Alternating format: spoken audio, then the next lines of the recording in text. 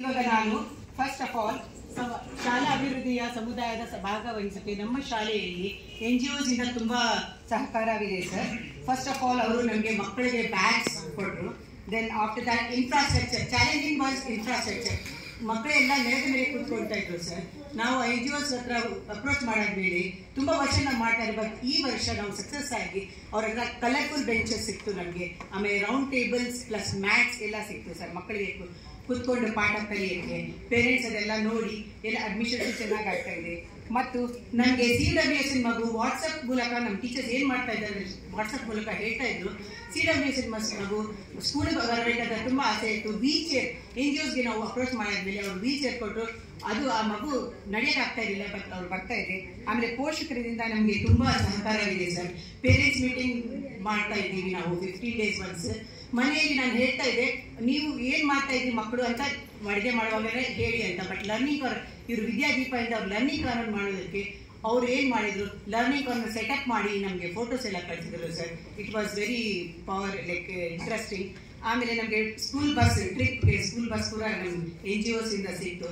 Plus LIC ಅವರು agent ಬಂದು policy ಮಾಡಕ್ಕೆ ಬಂದರು ನಮ್ಮ ಹತ್ರ.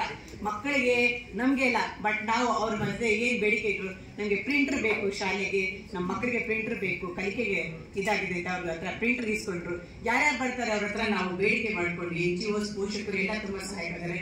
ಆಮೇಲೆ ಡಿಸಿಪ್ಲಿನ್, ಸ್ಕೂಲ್ ಯೂನಿಫಾರ್ಮ್ ಇದ್ರೆ ನಾವು ಕ್ಲಾಸ್ ರೂಮ್ ಒಳಗಡೆ ಅವ್ರಿಗೆ ರಿವಾರ್ಡ್ಸ್ ಅದೆಲ್ಲ ಕೊಡ್ತೀವಿ.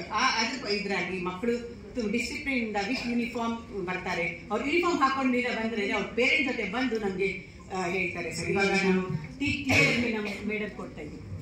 Effective teaching is the highest form of effective learning towards success, that is Pragati Edge. So here my topic is integers. How to teach integers for class 6 and 7 standard. So I have here numbers. Using these numbers we can play a game.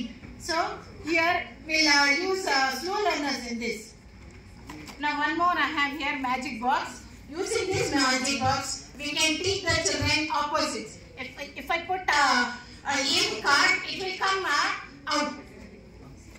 Then LCM machine is here. Using this LCM machine, this is a very tough topic. So using this method we can teach all the children very effectively. So this type of teaching will be permanent teaching, and it is very happily joyful and enjoyable and permanent teaching, learning by doing. So all this helps the children, slow learners.